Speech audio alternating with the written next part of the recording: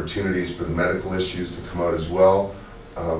High Times has got a really sordid history. They've been a little bit all over the road at times, you could say, and their promotion of cocaine use in times past and other things has really hurt their image as well, and other people in the movement as well. So it's kind of a High Times is a bit of a double-edged sword for many of us.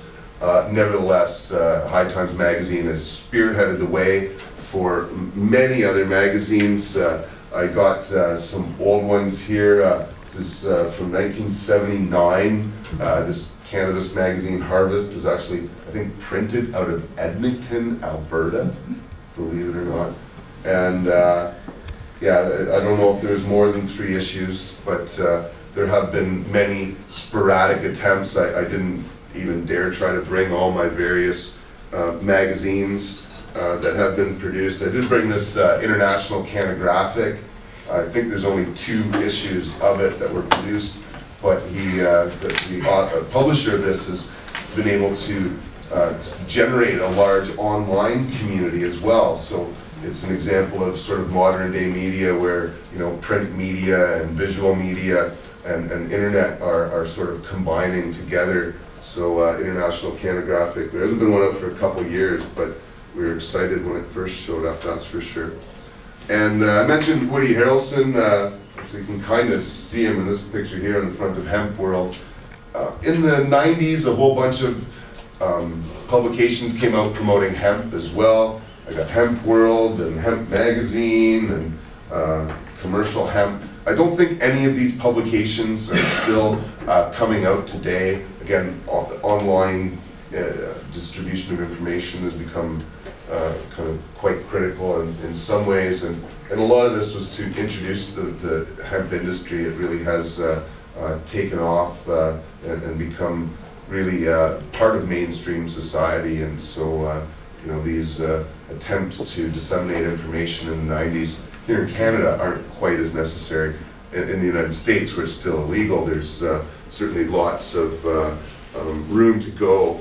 And you know, again, with the media, they have a situation where the media just loves to blow things out of proportion. I have a perfect example of what people in the United States sometimes refer to for information.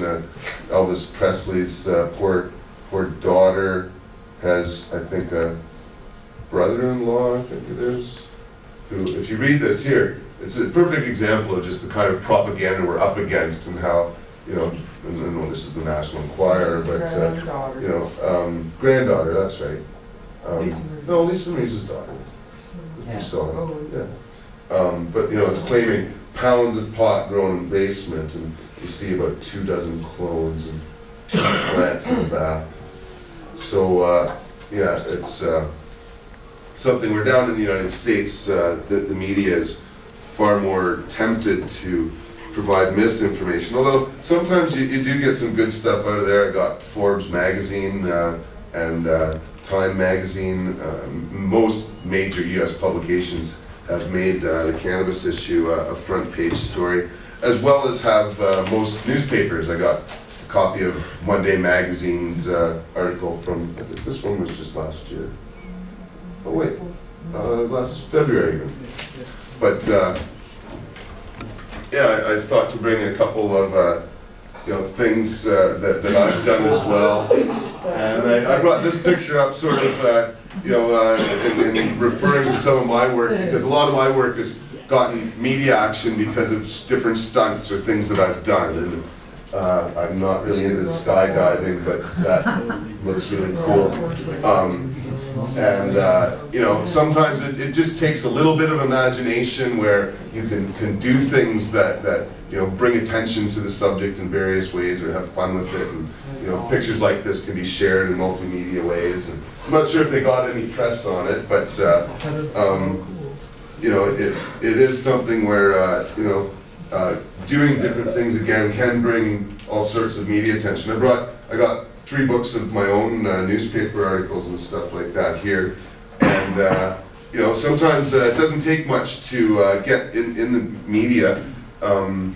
There's stuff here, my weekly meetings of gotten into the news in the past. This one here, this is actually the front page of the Mingbao Daily News, the largest Chinese Canadian newspaper, when I came up with Cannabis a few years ago, really mimicking Chris Clay's hemp bonds, where he raised, I think, $25,000 selling gift certificates for cannabis, basically, that I don't think in his case will ever be redeemed. But the Chinese in particular thought it was just brilliant that some guy was selling basically futures in cannabis when there was no guarantee that it was ever going to be legal or people could ever get their money back or anything. And they just thought it was one of the smartest money-making campaigns ever. And sometimes the media, can be used in a good way. I shouldn't bash them all the time. This here actually is even some good articles out of the Victoria Times Colonist that appeared after I was given an acquittal for selling medical marijuana. But they can't help themselves, even though it's basically a very pro article about the work that I'm doing and stuff. They have to use titles like Ted Smith, Angel of Mercy, or drug dealer, and I'd like to think I'm a drug dealing angel of mercy, but they like to play it up, the extremes, and they need to do that, even in cases, I think, like mine, where the majority of people support what I do and how it's done. But, dealing with the media it needs to be done very carefully to be sure, because sometimes they can distort what you're trying to say, and always try to get you to say the most controversial thing possible. And so, I guess I'd already talked about this theme, and I guess it sort of keeps coming up because often we're not faced with ideology when we're dealing with the police and the media. It's just constantly, every year after year, they just go on and on about how they're having an effect on the war on drugs simply because they arrest people, which to me is just a sign of how many people are growing cannabis, not a sign of the effectiveness of the law. But they're very good at it. Like I say, on the other hand, though, we are becoming increasingly more effective to use the media to highlight the issues and court cases as well. This here is a picture of Alan Young. He was the lawyer who was recently successful on Monday in Ontario with the Court of Appeal challenging Health Canada's medical marijuana access regulations. And Alan has been very successful both in court and establishing himself in the media as a credible source of information on the subject.